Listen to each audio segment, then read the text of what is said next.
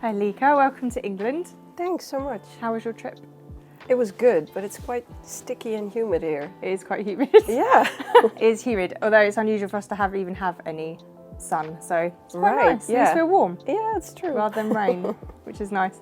Could you tell us a little bit about what RSV is? Sure, yeah.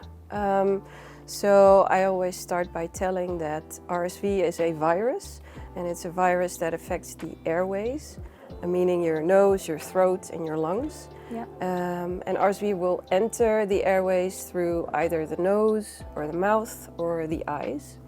And then the virus will attach itself to the airway cells and then enter the cells and replicate. Okay. And then it will kind of make its way down to the lower parts of the airways, to the lungs, where it will cause an infection.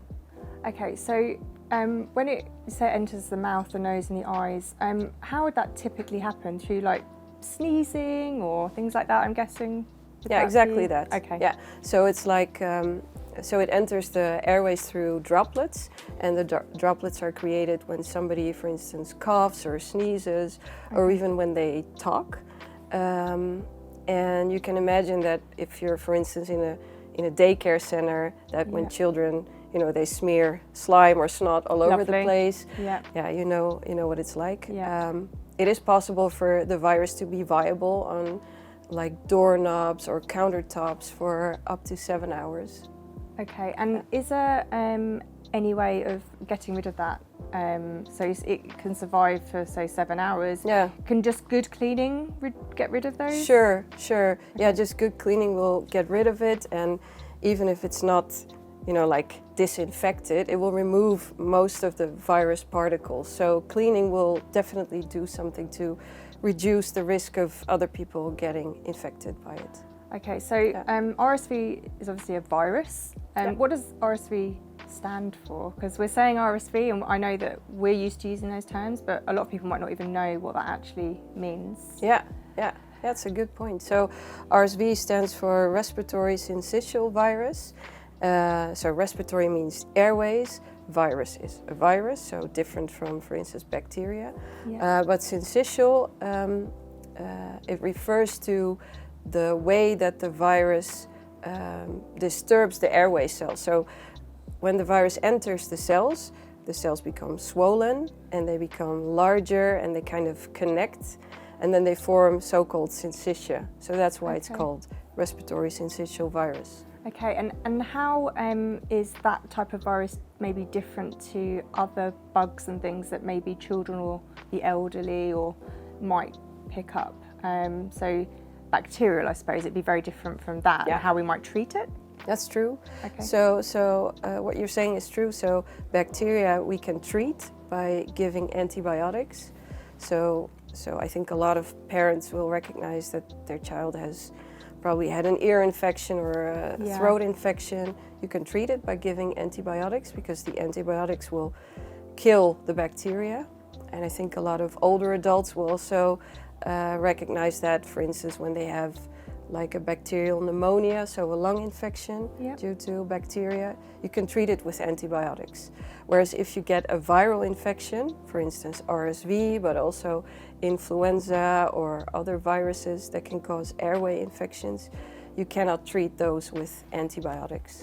Yeah, so because of that, does that alter how we have to deal with RSV, like how we maybe try and prevent people from catching it, or maybe there are certain myths surrounding viruses or RSV in itself? I mean, I know a common one for me is people just say it's just a virus and they don't think it's that serious. Yeah.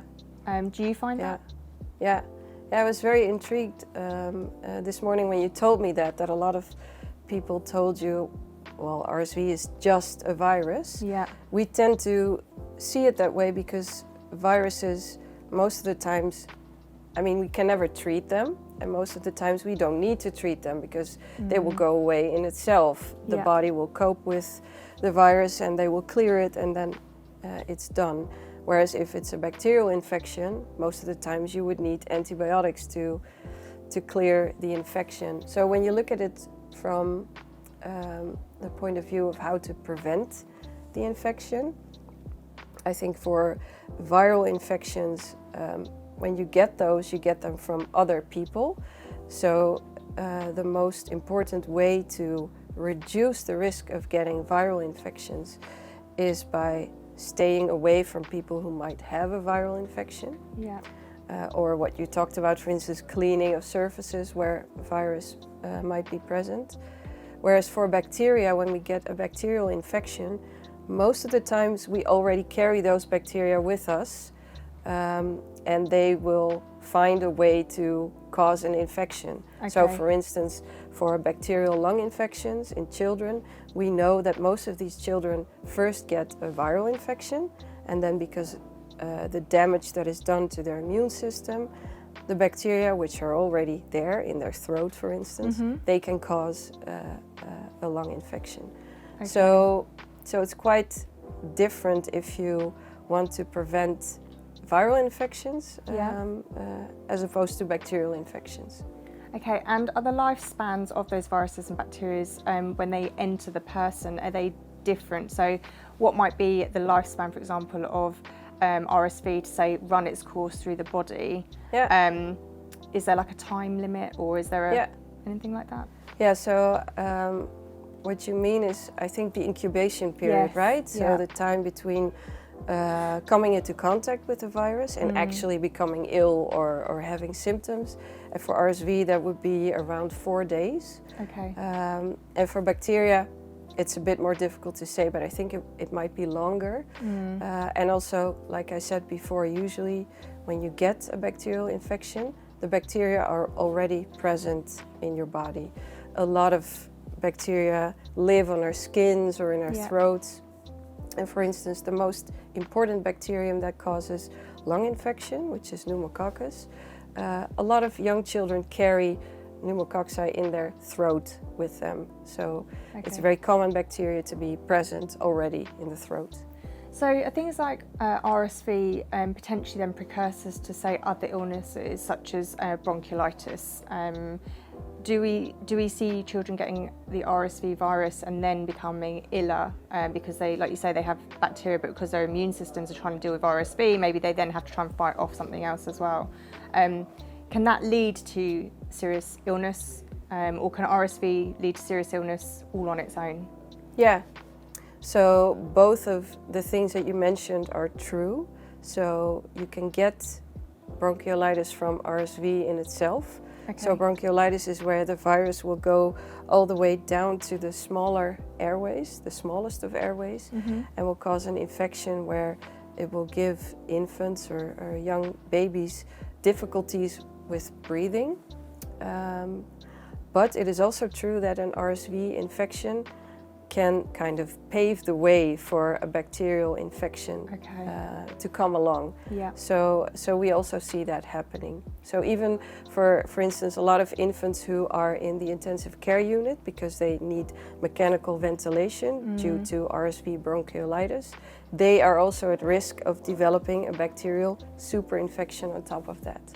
Okay, and are some people more prone to catching RSV? So I know from my personal experience, my son got very sick from RSV, and then ultimately it did take his life.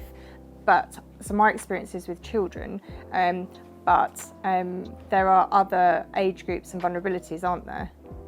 Yeah, that's true. Yeah. I was quite intrigued by how you mentioned that a lot of people always ask you whether your son Alexander, whether he was prematurely born or whether he had any other predisposing like factors, right? Yeah, you mentioned. Yeah. Lots of people have always said to me, "Was he?" And doctors, medical staff have said to me, "Oh, well, was he premature?" It's like, no, he was born on time. Was he solely breastfed? Yes, he was. So he's a healthy baby. Yet he got really sick really, really quickly, and his symptoms were quite mild. They were sort of, like mild runny nose and nothing more than a very mild cold. And I was probably very aware of that. He did have older siblings, so they probably did have those germs potentially from other places, but also just from people. Because you said it lives on surfaces quite a long time. So I think it's interesting that healthy children can can get sick. Does RSV have the same impact on maybe the elderly or pregnant women, for example? Or do certain things make them more vulnerable to catching RSV, or can anybody catch RSV? Yeah, so you're right. Anybody can get RSV, and we also know that by the age of 3, all children will have gone through at least one infection with RSV. Okay. So they will all get it, but not all of them will get a lung infection of RSV. Many of them will just get symptoms of a common cold, so to say. And not all of those who get a lung infection will need hospitalization for it.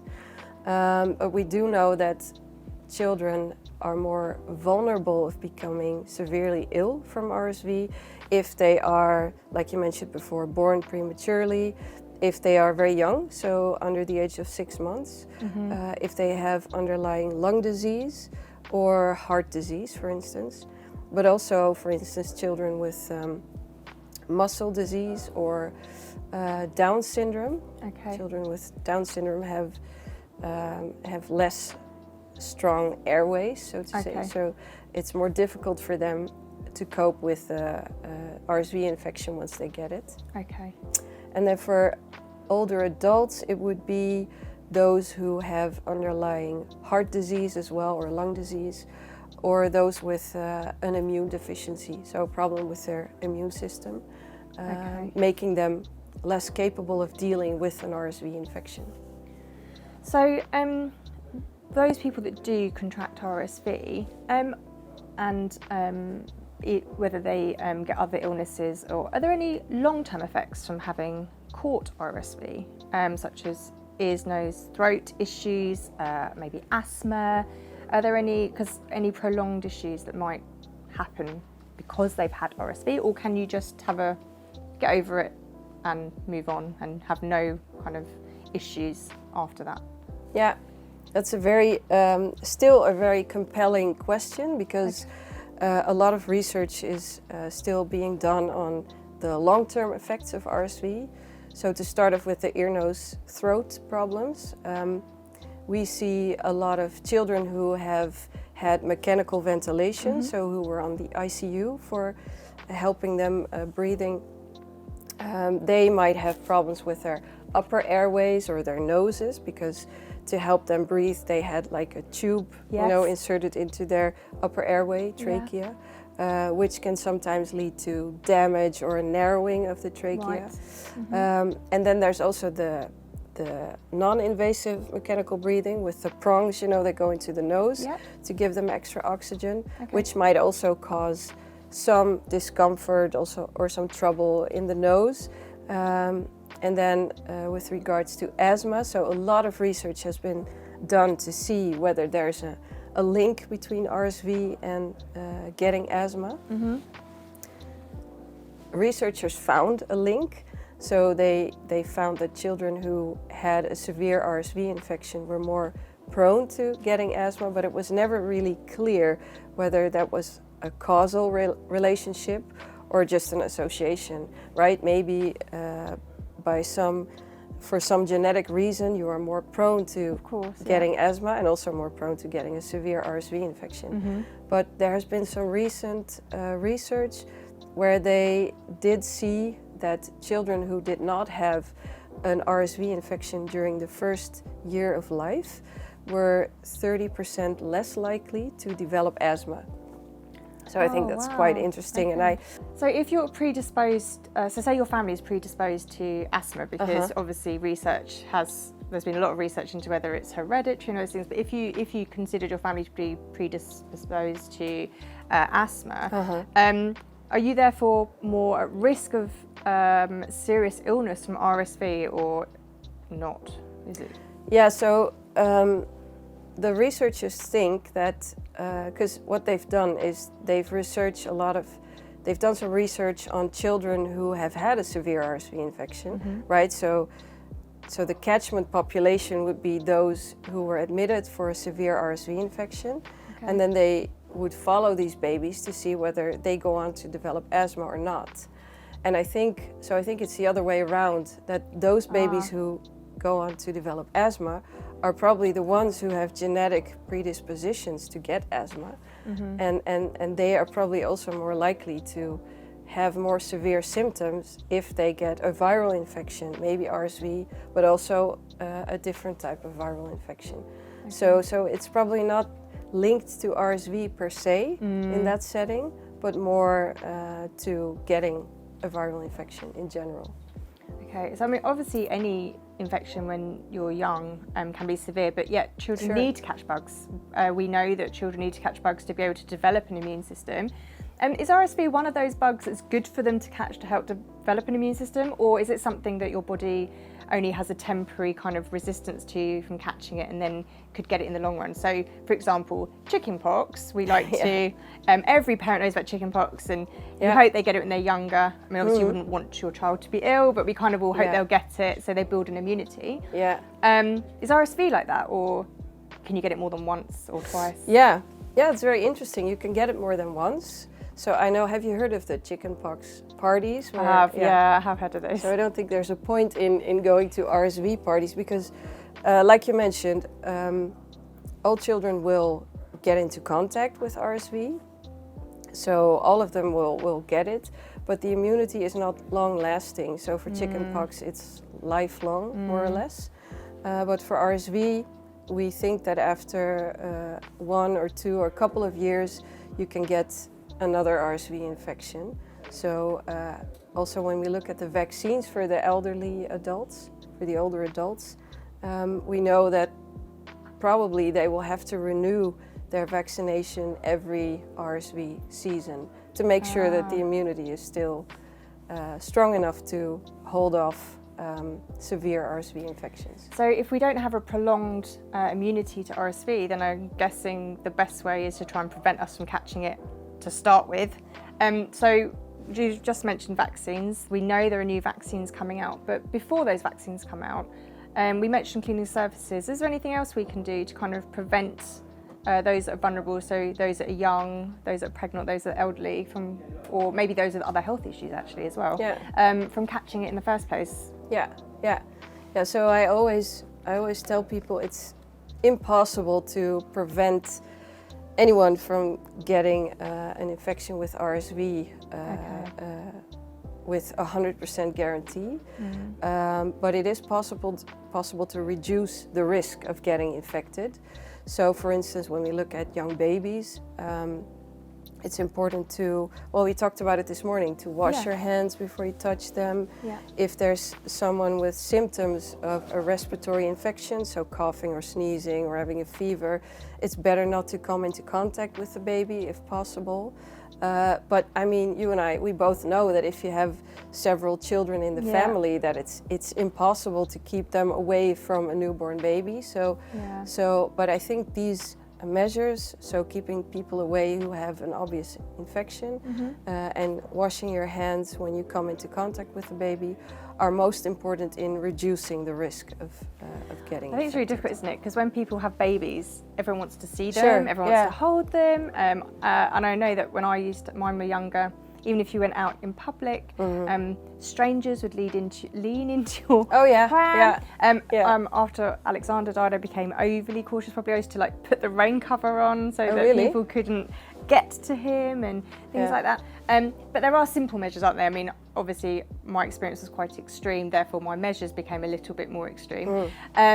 But I think we just, maybe lessons from COVID, we got used to washing our hands in COVID and we got very used to those things. Maybe they're things that they're good practice to maintain, because they're not difficult to do.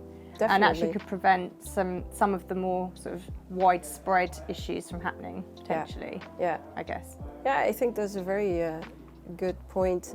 And you also mentioned before that you were used to washing your hands, right? Before touching babies, even before you had Alexander. And you also said it was because... Well, my mum was a nurse, so because my mum was a nurse, she always used to make sure everyone washed their hands before touching the babies, that's a practice I don't really see our generation doing. So, you know, I think there are just some really simple measures we can take, and it is those things that we learnt in COVID about staying away if we don't feel great, you know, we don't, it's that that lesson learned that actually if we're not feeling 100%, is it worth the risk? Definitely, yeah. And I always think, how long is it going to last? I mean, the average cold will last for a couple of days, and then you can always come back after you've recovered. So, yeah. I do think maybe there's an element though of within modern society that we think that a doctor can fix it, or a medicine can fix it, or even vaccinations can fix it, and unfortunately that isn't always the case. And sometimes actually we're better off being prevention is better than reacting. Sure, yeah. So I think it's good if we can everyone can learn some good habits, even though COVID wasn't the best experience for everybody. Sure, yeah. Nobody wants to go back to of course. Putting on the face masks all the time. But I think what you're saying is right. Just washing your hands is just so trivial. I mean, I think we could all go back to that. So you mentioned about that most children would have had RSV by the time they're 3. Do you know what the sort of numbers are of hospitalisations of severe infection within, say, the countries, or does it vary very differently depending on where you live?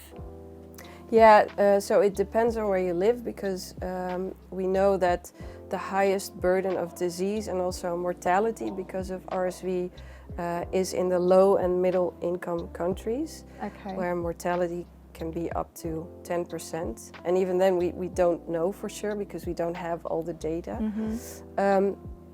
But recently a study was done in Europe where they looked at young children, to see what the burden of RSV disease is. And they found that 1 in 56 infants is hospitalized for an RSV infection. So that was quite high, I think. Yeah, so it goes to show that it's very important to find a solution for it, because the burden is high. Yeah, and that burden must be on hospitals and things. Are there certain seasons? I know that here we were told sort of from November through to March was the RSV season in England.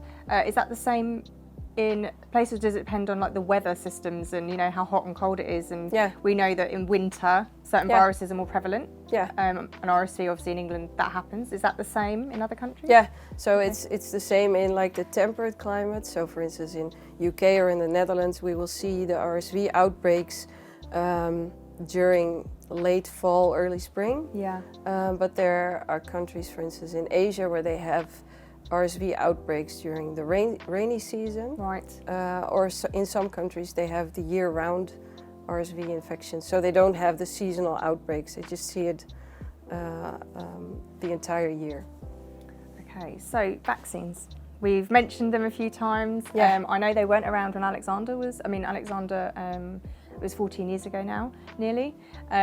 So they weren't around. It's very new. So do we have vaccines? Are they coming? Yeah, so your face is all lighting up. It's very exciting. A new thing. Yeah, it's a very exciting time now, because we're on the verge of a new era where we have a couple of vaccines that are becoming available to combat RSV. So until now 3 vaccines have been approved, and I expect more of them to emerge soon. But there are 2 vaccines that are approved for pregnant mothers and for the older adults. So what the vaccines aim to do is to protect older adults by giving them the vaccine, so that they will get, their body will make antibodies, so they will be protected from getting a severe RSV infection. And the other strategy is to immunize pregnant mothers. So by giving them the vaccine, their body will make antibodies against the virus, and they will give it to their unborn babies through their placentas, so that their babies are protected against severe RSV infection from the moment they are born, because they will have the antibodies already. So those are 2 vaccines that have been approved, and there's 1 new vaccine, which is actually an antibody that has been approved for newborn babies. So it's different from the other vaccines, because the immune system of the baby does not have to make their own antibodies. We just administer the antibodies to them. and it will protect them for at least 5 months against getting a severe RSV infection. So those are the 3 kind of strategies to combat RSV infection. So how is that different to what there was before? So we've had the palivizumab, which is the antibody that has been around since 1998, I think. But the problem with palivizumab is that it's very expensive and you have to administer it every month during the RSV season, right? Yeah. So we only gave it to very vulnerable babies because of the costs and because it's so difficult to keep administering it. But the new antibody has an extended half-life. So instead of working for just 1 month, it will work for at least 5 months. So by giving it at the start of the RSV season, you will be able to protect the babies with just 1 shot.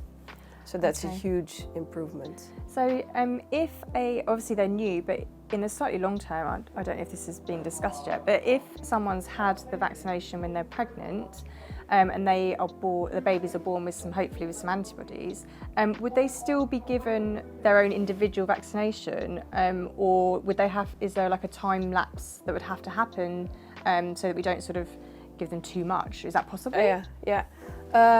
It's a very good question. I don't think it's possible to give them too much, but I think what is happening right now with the recent approval of the new vaccines is that all the government agencies are the health agencies, the health councils are trying to find out what the best strategy is for every country to kind of implement the new vaccines. Because on the one hand, you want newborn babies to be protected, which obviously would happen if you give the maternal vaccine, but also you would want them to have the optimal protection once the RSV season starts. And for that scenario, it would be best to give them the antibodies at the start of the season. So I think the health councils are still trying to find out which strategy would be best for each individual country's situation, so to say. So we're just talking about vaccinations and vaccinating pregnant women. Right. Are pregnant women more high risk in terms of RSV, or are they being targeted because they're carrying a baby that they need to help develop antibodies? Like, is there a difference between vaccinating them and vaccinating a newborn, for example? Yeah, so they're being targeted because we want their newborns to be protected against severe RSV infection.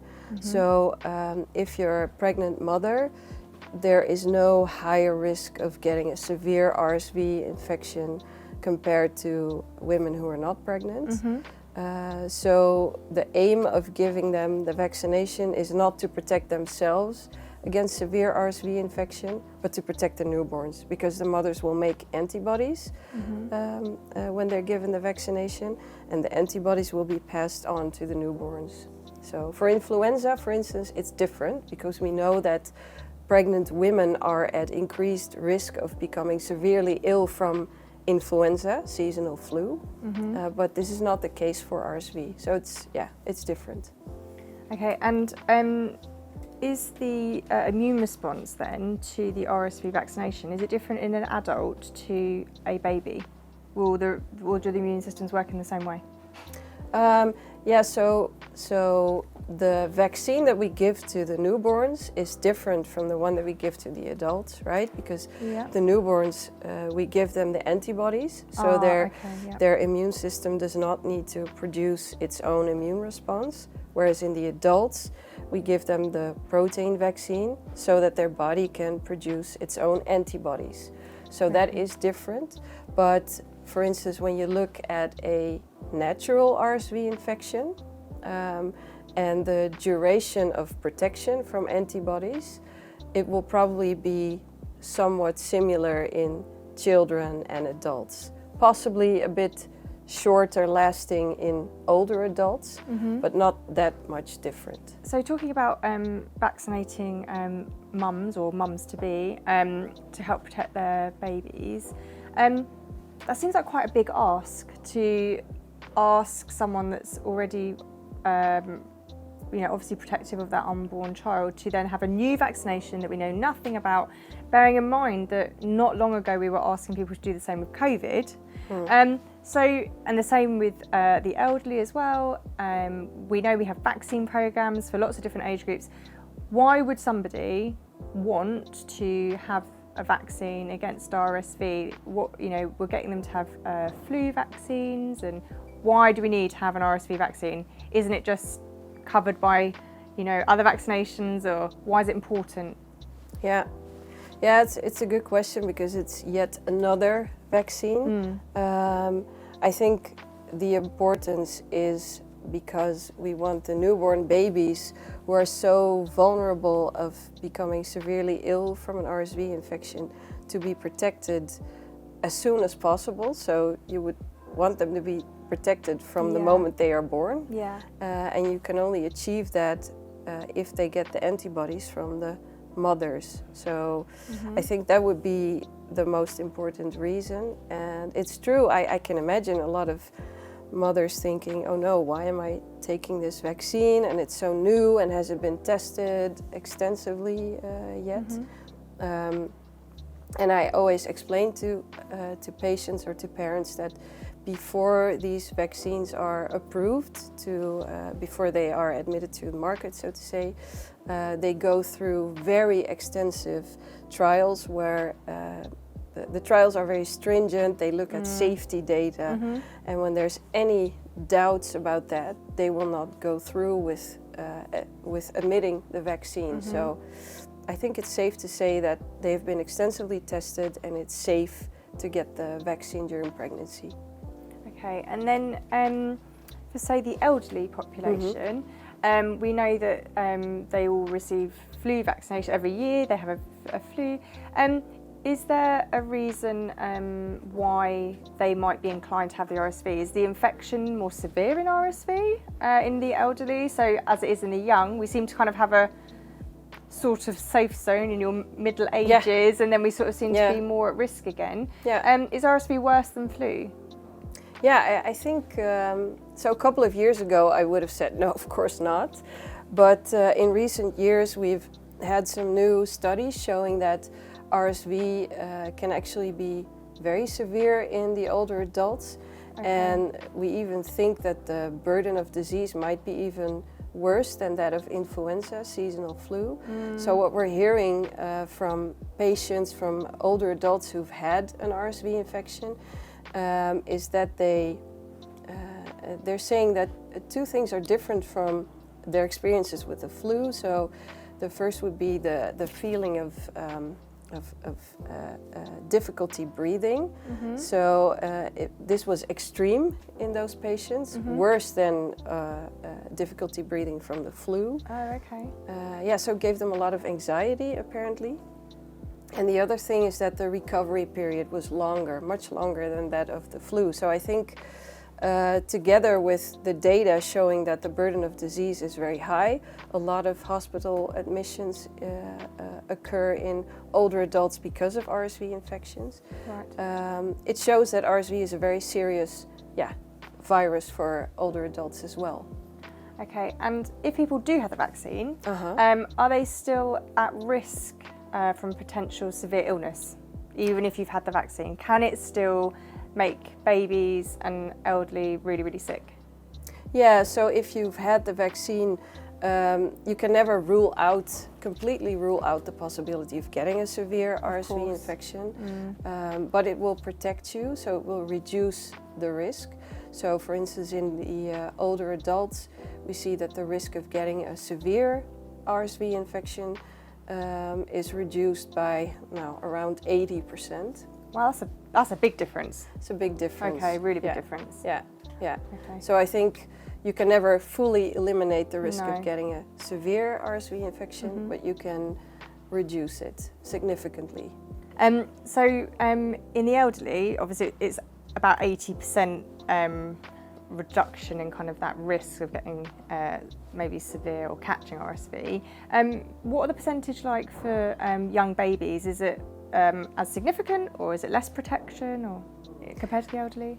Yeah, it's somewhat similar. So in newborn babies, the antibodies have been studied in healthy preterms or term babies, and the protection against getting an RSV infection for which you would need medical attention is around 70 to 75%. So that's also quite really high, really big difference.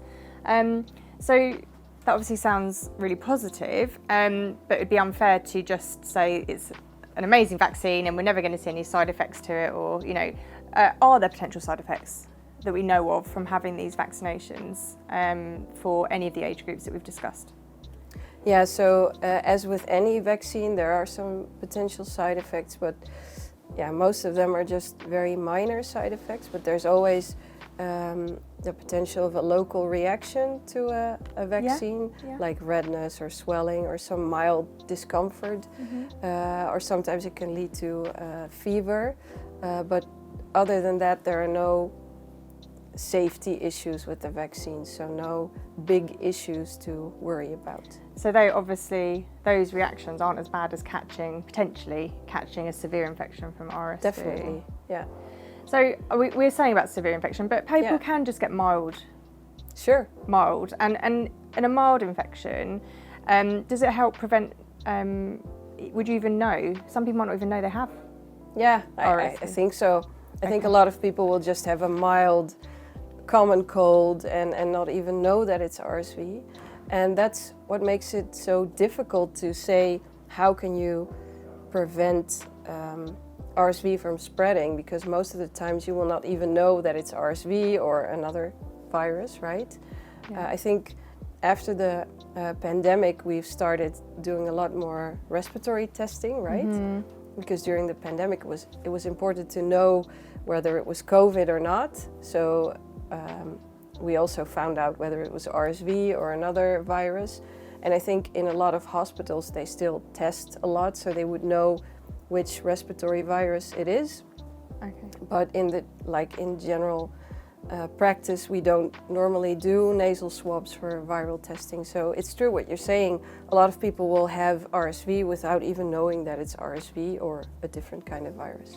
So those milder symptoms then, is it possible that if you have the vaccination, maybe you'll just get a milder form of the RSV? So it might not stop you catching RSV, but hopefully it'll prevent those more severe infections. Is that kind of some of what might happen? Yeah, that's true. Okay. So the strongest protective effect will be against getting a severe RSV infection. There will also be some protection against getting an RSV infection in general, but that will be lower than the percentage of protecting against severe infection. Okay, and then we spoke about general side effects, but is it different in a pregnant woman? Because obviously your immune system is trying to deal with both yourself and your unborn child. So are side effects different or more extreme in pregnant women that are receiving those vaccines, or are they the same from what we can see as anyone else getting that vaccination? Yeah, for pregnant women, the side effects are similar. We know that in the United States there has been some caution because in one of the vaccines there was doubt whether or not there was an increased rate of premature births due to the vaccine. Right. This wasn't fully substantiated, but it did lead to changing the time at which the vaccine would be administered. So in the US, they would advise to give the vaccine at a bit later stage during the pregnancy as opposed to before. Okay, that's a difficult balance, isn't it? Because if we give the vaccine later in pregnancy, you may naturally have had a more premature birth anyway. Some people are more prone to premature labours. Definitely. And then that might then reduce the amount of time that baby then has to develop those antibodies before they're born. But equally, no one wants to be inducing a premature labour. Definitely, yeah. Okay, so at what stage roughly in pregnancy are they aiming for? Do we know that yet? Yeah, so they're aiming to give it after 32 weeks during pregnancy. So when we look at the transfer of antibodies through the placenta, right, from the mother to the baby, it is strongest during the third trimester. So if you want the mothers to make antibodies and to transfer those antibodies to the babies, you have to give it during the third trimester. Right, okay, so those last bits of pregnancy. The last bit. Because obviously women now do have vaccinations during pregnancies. Yeah. Can you overload the immune system with vaccinations? Is that a thing where you give too many vaccinations for lots of different viruses or bugs, or? Yeah. No, these vaccines are safe to combine with other viruses. Okay, and is there going to be an age? So babies are hopefully they're going to be born with some antibodies. Yeah. Is there going to be an age limit for babies to be having that vaccine, or is it just when they approach their first season of RSV? So over in England, maybe when they're approaching November, but obviously different babies are going to be different ages. Is there going to be a cutoff? Sure. Yeah, so the cutoff is probably going to be the age of 8 months. So if the baby is below 8 months of age at the start of the RSV season, it might be useful to give them the antibodies. Like I said before, it will work for at least 5 months, so that's quite a long time. And I think in the future we're going to have to see what other age groups of children who might be vulnerable of getting a severe RSV infection are eligible for a vaccine, right? We still don't know that. We only have the studies that look to the young infants, so the newborns and the elderly, but we don't really know yet how to deal with, for instance, children with heart disease or with lung disease. Should they get protection against severe RSV infection when they're 4 years old, because the virus will go around in that age group. So that's something for the next couple of years to figure out, I guess. So, because we mentioned earlier on that obviously if you've got siblings, and they could really easily bring things home. Yeah. So are we going to be vaccinating those siblings? Obviously they're going to be older, potentially, but they could have young babies within the household. Yeah. Is there any plans to vaccinate all age groups of children to maybe prevent it being brought home? Yeah, I think that's a very good question, and I think the researchers are still trying to look into that. So, for instance, some of them are researching the spread of RSV using mathematical modeling to see if they can factor in vaccination in certain age groups to see what effect that might have on the spread of RSV or the risk of young ones of getting infected. And it might be very useful to, like you say, to target the older siblings, the school-aged children, to prevent the virus from spreading to the young babies. Because they're quite key points, aren't they? Yeah, so we have vaccination programs at the moment. I know in the UK, for example, when children go to school, they get booster vaccinations from things they've had when they're younger. They're quite key moments in time where I suppose we could give an RSV vaccination. Is the vaccine rollout, we have vulnerable children, so those that maybe have life-limiting illnesses, such as maybe cancers or anything like that. Is there programs for those children, or is it purely being targeted at those sort of those 8 months and under at the moment? So we still need new studies to find out how to deal with those other target groups. So, for instance, children who have a faulty immune system, or children, for instance, with Down syndrome, when to vaccinate them, how best to protect them. We don't know yet, but I think that's something for the next couple of years to, find out. Okay, I think obviously we're both parents and we both have our professional lives, but we are both parents. And all parents are ultimately protective of their children and they want to keep them safe, or even their elderly, maybe it's their parents or their grandparents that maybe we're talking about having these vaccines. What are the kind of common hesitations that you see within patients, sort of in your professional role, but also maybe in your personal life, where people probably ask you questions? What kind of hesitations do you think people have? Because it's new. Yeah, well, a lot of things that I hear, and I'm wondering maybe you recognize some of these, is that people are saying, how can there be a new vaccine so quickly? they're saying this because of the COVID vaccines Yeah, of course. that we've seen that were developed in no time. So they're quite distrustful of new developments that have emerged so quickly. Yeah. They're doubtful of whether or not enough time was taken to properly test its safety. So that's one of the things that I'm hearing. I don't know if that's what you're hearing as well. I think it's interesting, especially because obviously, COVID was such a different experience for everybody. Yeah. None of us had really experienced such a quick rollout of a vaccination, which obviously did cause fears. And then obviously some of the vaccines did have some severe side effects in people. Right. But it's putting those into perspective. Suddenly we had a vaccine being rolled out to millions of people really, really quickly. And maybe sometimes what we don't realise, those of us that aren't in research or those of us that don't make vaccines, which is probably most of the general population, is actually sometimes it's to do with funding. It's not the ability to be able to create vaccines, it's that the money is not there to be able to do it. And with COVID, suddenly money had to be found to get these vaccines out because it was a pandemic.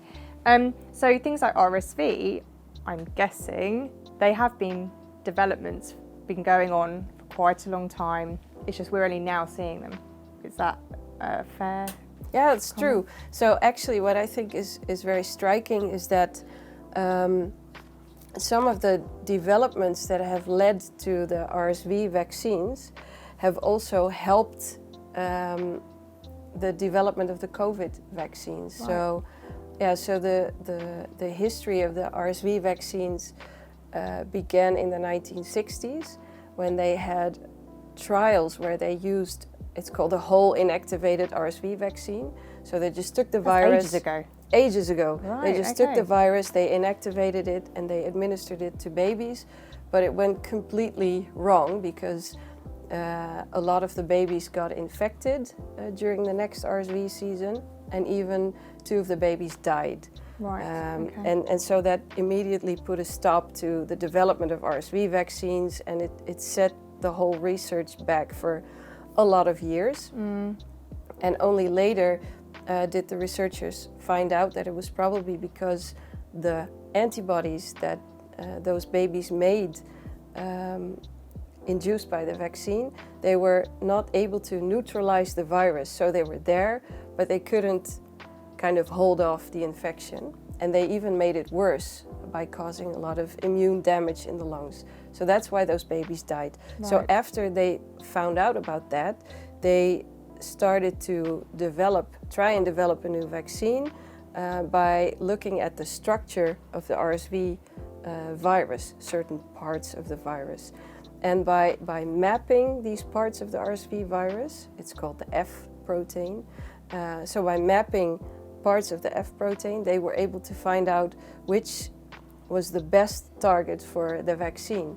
And this, they call it structure-based design approach, is also what helped making a vaccine for SARS-CoV-2, so for the COVID virus.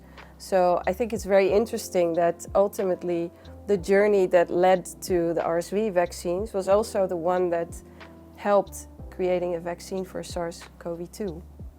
So the journey has been long, and it started in the 1960s, but it has led to very new vaccines very recently. So I find it really interesting that you're saying that actually some of the development and discussions around RSV was in the 1960s. Yet I find as a parent there still isn't much conversational awareness of RSV. You know, in the playgrounds, like you probably have it as a mum as well, and everyone's like going, oh, they've got this bug, and oh, so-and-so had this, and I don't hear that about RSV. No, that's right, yeah. I find that really odd. Has that changed for you over the years? It's interesting. I think I'm seeing it more in the news and stuff now than I used to see it, and you know, like my sister will message me, go, oh, RSV's in the paper, RSV's on the television, or whatever, or normally it's Facebook or Insta or social media. It's always something else, isn't it? So yeah, but I still don't feel there's that general awareness that they have of that parents have of other viruses when their children are young. We, like I say, I've said it before, but we all heard about chickenpox or flu or definitely, So why do we not know? And why do we still feel maybe that the medical professions aren't aware. I mean, how do you feel within the medical professions, like midwives, doctors? Yeah, so you're right. I think we need a lot more awareness of RSV. What I think is very puzzling is the fact that as a pediatrician working at a large children's hospital, we are all very used to seeing a lot of RSV patients during the RSV season. So starting November or December, we think it's normal. We accept the fact that the ICU beds are overflowing and the general beds are overflowing with RSV patients. Sometimes patients who need to be admitted to the ICU even need to be transported to different countries to get them. But we don't know about to that. the ICUs. But we don't know about it. Yeah, No. that's true. Why don't we know about that? Why is that? Why is it so almost hidden? Like, it feels like, why do we not know these things? Yeah, I think maybe it's because the children who are vulnerable to RSV, which are the young babies, I mean, at some point they grow older and they're no longer at risk of getting severe RSV infection. I think that would be an explanation why people forget about it or don't think it's a continuing threat. Whereas, for instance, the flu is still an important virus when babies are a little bit older as well. And also, of course, flu is more of a known virus in also older adults or even adults who are not elderly yet. So maybe that's part of the explanation. Because is RSV, is it as prevalent as the flu, or is it more? Is it more like contagious and around us? Do we know? Yeah, so I think in terms of it being contagious, it's more or less comparable to influenza. And I think it's also quite prevalent because we know that when children are 3 years old, they've all had RSV once. And I think it's not much different with the flu, right? Which comes along every season. I find that astounding though. Yeah, it's very interesting. Same with conversations around malaria, for example, like that, you know, we have all these precautions and all these things, and actually RSV is what, second in its velocity to that? Yeah, we all know about that, but we're not all talking about RSV. Yeah, that's true. It's frustrating. I find that frustrating that 14 years on, there's still a lack of awareness to RSV. So how do you feel? So I'm just wondering, when you talk to other parents about RSV, what is their response to? Well, first they ask me what it is. Yeah. Always. Only my very closest family and friends that have been through that experience with me, or I've told them, know what RSV is. Most parents have no idea what it stands for, so we start off by explaining what RSV stands for, and they're like, oh, what's that? And then I explain how serious it can be. Right. But I always add a bit of a caveat. I always try and say, oh, but you know, don't worry. Because my child, it was an extreme reaction. So I always try to dress it down a little bit because I don't want to then panic people I'm talking to. Is that what they do? Do they panic? People panic when they hear a baby's died of a virus. Right. I think people are scared. Yeah. Which is probably quite a natural thing, but I do still think there's an element of it won't happen to me. And that happens with a lot of illnesses from when I talk within, you know, my parenting friends and things. It's, you know, people think that they'll call an ambulance or they'll take them to the doctors or they'll have some medicine and they'll get better. But for me, that reality isn't real anymore. I know that the most severe thing that can happen is ultimately your child can die. And that has a massive impact on your life. Yeah. Not just my life, but my children's lives and those around me. And it's ultimately led me to sitting on this sofa with you, is because I want people to know that there's this virus that's potentially dangerous. And it doesn't mean we panic. If we can be proactive in our approach and trying to prevent people from getting it and just having an awareness, then surely that's a better thing than having children in hospital being severely sick or the elderly in hospital being severely sick. So I do still think there's a lack of awareness. Yeah, definitely. And I mean, I have to say it's great that you're doing what you're doing, being an ambassador to make people more aware of RSV. When did you start doing that? I mean, when did that happen? Did you start doing it right away, or did it take you a while? So when Alexander first died, and I found out that RSV was ultimately the cause of his death. I felt really cheated. I was like, how can a stupid virus like take my child's life? And a virus I've never even heard of. Yeah. So I was quite Cheated. I felt cheated. I felt like it wasn't a good enough reason for my child to have died, a healthy child to have died. And then for the next few years, I survived. I think life was really difficult, and I had younger children. I had other children, and then my life progressed. My career developed. The children got older. I met my amazing husband that I'm with now. So life really changed for me. Yeah. And I got into the place now where I could look for research. Because when Alexander died, there wasn't very much. Yeah. I couldn't find any other charities, and I tried to start my own. That was my initial thought. Oh wow! But that stopped quite quickly. I realised how difficult that was. Yeah. And then a few years ago, I thought, right, I'm in a good place now myself to go and see if there is something. And I came across the ResVinet, and I came across the patient network, and from there, I've obviously got more and more involved. How many years after Alexander's death? So Alexander's nearly 14 years ago now. So I probably got involved with the charity and patient network maybe 3 or 4 years ago. Yeah. And I've gradually got more involved.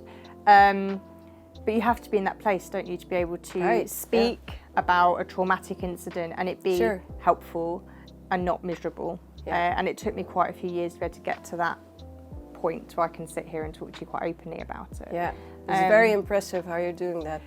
Thank you. I don't feel it is. I feel that Alexander, I don't want his life, I mean, it was only short, he was only here for 13 weeks, but I would rather try and make the time he was here be worth more by saying there's this virus. I really felt for a long time that he had died for no reason, and that was really difficult for me. So I think by doing this, it gives that perspective on, yes, it's horrendous, it will always be sad.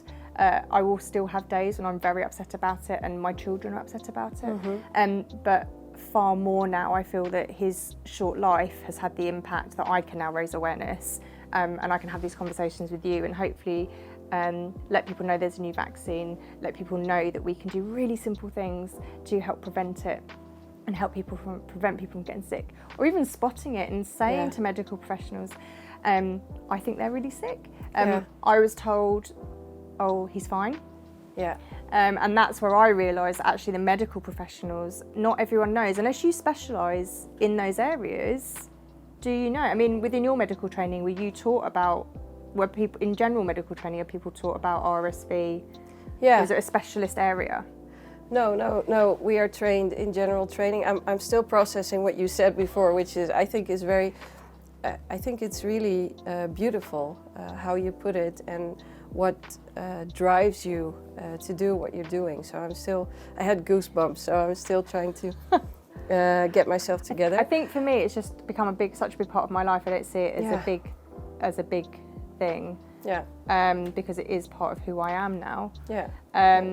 But I suppose from an outsider's perspective, it's probably an impactful story. Yeah, I mean, I said to you earlier that when I tell people, sometimes they get upset about what happened. And I do still, but it's just random times now rather than all the time. I used to be sad all the time. And maybe that's another thing, that if someone has experienced such a loss, that things do improve, and it's okay to be sad. That's okay. It's okay. It's a difficult thing, but ultimately, I want Alexander's life to be able to have an impact. And if I can save one baby's life by raising awareness and a parent saying, actually, my child is really sick. I know them. This is my parenting instinct. I'm telling you something wrong with them. Because ultimately, a doctor is only with you for what, a 5-10 minute consultation. Very brief period. Yeah, definitely. They don't know your child. Yeah.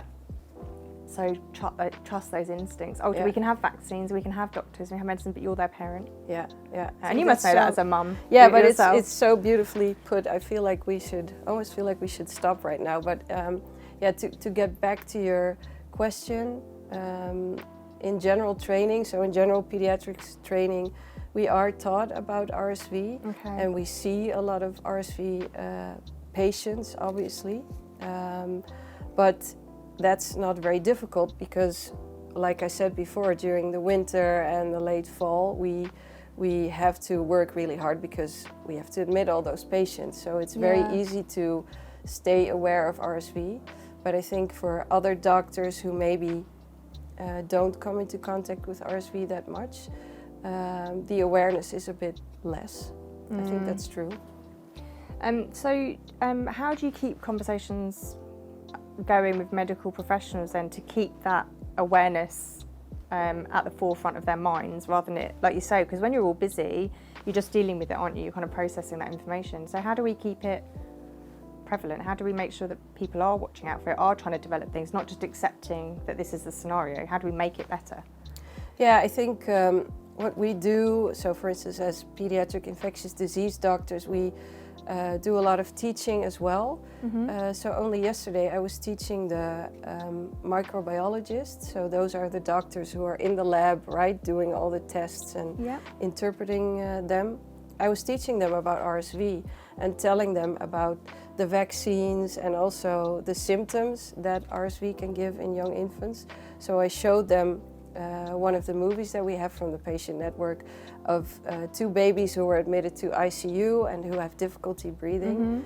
And I asked those doctors, I asked them, tell me, what do you see? What are the symptoms in these babies? And then I tell them about RSV just to create more awareness, to make sure that they know what the patient looks like, so that in the next years, when they are consulted about a baby with those symptoms, they will think about RSV. So I think a lot of what we're doing is also creating awareness by teaching, telling people about what RSV is like, what it means. I mean, I'm for education because ultimately Yeah, I was a you're an teacher. educator. Yeah, I educate people, so I'm all for education. I think education is really powerful. Yeah. And just making sure we're giving the right education. So like you say, if you can put that slightly personal touch to it, maybe it has more of an impact and stays within people's minds. Are there any kind of new things to look for in the next couple of years? We know the vaccines are coming out. I guess it's going to take a few years to roll out. Yeah, I think so. I think it will take at least 1 or maybe 2 years for the vaccines to be implemented into the national immunization programs. And I think what we should look out for during the next years is what you said before. So the vaccines for the vulnerable children. So for instance, children with Down syndrome or with immune deficiencies, how to deal with those children, how to protect them against severe RSV infection. Okay. And for you, obviously you're involved with the RSV side, you do these amazing webinars. How long have you been doing webinars and things for? Because that's quite a different job to being in a hospital. Yeah, it is. I've been doing it for 2 years now. And I really enjoy doing it because it forces me to talk about RSV in a way that everybody can understand. At least I try to do it that way. And it also gives me a way of creating more awareness about RSV. Because I think, like you said, it's important to educate people, to give them solid information on RSV, so that when the vaccines become available, they know why they should take the vaccines, and they know why they are doing it. I think that's most important when new vaccines are coming up. And on a more personal level, I think as a doctor, because like you said, education is important, but I think that for vaccines, a lot of people have doubts or a lot of people have questions about them. And for those, I think it's most important to talk to the patients as a doctor. Yeah. So when I talk to them, I say talk to them, but what I do is actually listen. I ask them, what are your fears? What are you worried about? What have you heard? What have you read? Tell me, and then tell me some more. That's the thing, isn't it? When you're, as a pediatric doctor, is you're not just dealing with your patient, which is ultimately the child. Yeah. You actually have other patients, which are the parents and the families. And that's probably, I'm guessing, quite a difficult aspect of your role, is that you're not just treating, you know, if you're in adult medicine, maybe you're talking to the adult more, but within children's medicine, you've got to sometimes explain it to potentially a child and then families. And And people get really scared. Yeah. And when they're scared, people don't always hear. Definitely. Maybe. Yeah, that's true. Yeah, so that's a challenging part, but I like it. And so what I try to do is to let them talk to me, tell them what their fears are, because I find that when you listen to them and they feel heard, so they feel that you've given serious thought to their concerns and you've talked to them about it, then it's more easy for you to come to an agreement with them or to convince them, so to say. So that's what I try to do. And I try to convince other doctors to do the same thing. Yeah, I think it's really important as a parent to feel like you're being heard by doctors, and there can be a real feeling sometimes, I think, of intimidation, and not necessarily done on purpose, but somebody's got this medical training and you're just a parent. But being just a parent comes with other skills that maybe a doctor may not know your child. Was it like that for you with Alexander? Did you feel heard? I think initially when they were trying to treat him, obviously it was an emergency situation. Right. I remember they were saying, "Oh, you can leave the room." And I was thinking, why would I leave the room? Really? And I really challenged that. I was like, no, this is my baby and I'm staying here and he needs me. This was at the hospital? This is at the hospital. But a while afterwards, when we sat down in a calmer environment, obviously Alexander had died by that point, and it was quite a long time after I actually did talk to the consultant. And they explained in a calmer manner, and I did say I didn't feel heard in that room. And they're making all these decisions, and I had no idea what was going on. Really? Yeah. So did they were they just talk to you, or I think just because it was such an emergency situation, there were just hands all over this very small baby. And I remember being given a few updates, and they were never good ones. But initially, they were trying to transfer Alexander to specialist hospitals in London, but he didn't stabilise enough.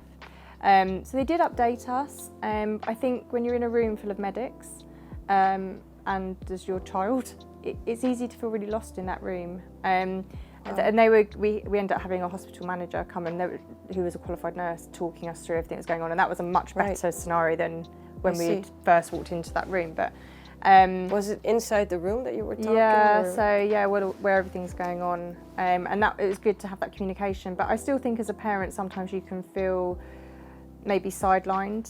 So when you were saying my child's sick, and I know in the UK, I don't know about the countries, years ago there was a whole thing about meningitis and saying this, I know my child's sick, and not taking no for an answer. And I kind of feel RSV and maybe some of the other viruses are very similar. If your gut instinct is saying to you something is wrong with my child, and the doctor's saying they're fine, they might be fine, but ultimately you're their parent, and being a little bit annoying, you're not meaning to be annoying, but I think that's better than walking away and something bad happens. Sure, yeah.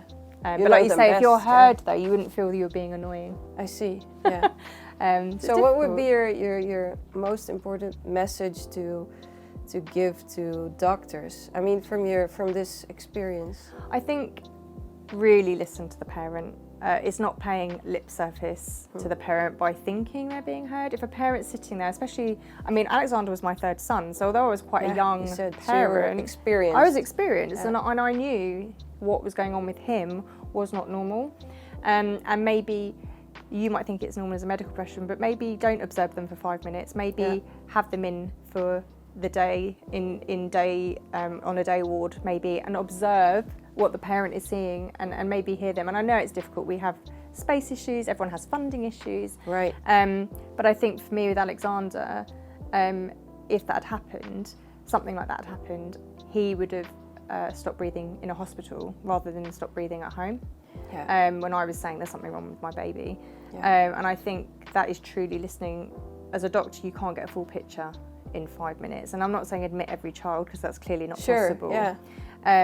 But really feeling that if a mum's sitting there, or a dad's sitting there, or a grandparent sitting there saying something's not right, just taking those extra few minutes to really listen to what they're saying and making them feel like they're being heard, rather than pushed aside maybe and like, oh, it's just another virus. Because like I said, for me, just another virus had really catastrophic impact on my life. Obviously, yeah. So I think just taking those few moments, taking your time and actually making the parent feel heard and listen to them. Yeah, really, I think it's really important.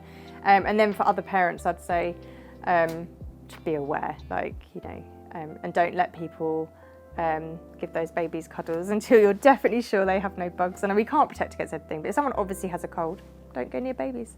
It's not difficult. And like it's not difficult. It's not difficult. And I do think some of the lessons from COVID, I really feel we can pass over. And I know we said that last year with our awareness week, but there are some really key learning points that we can implement.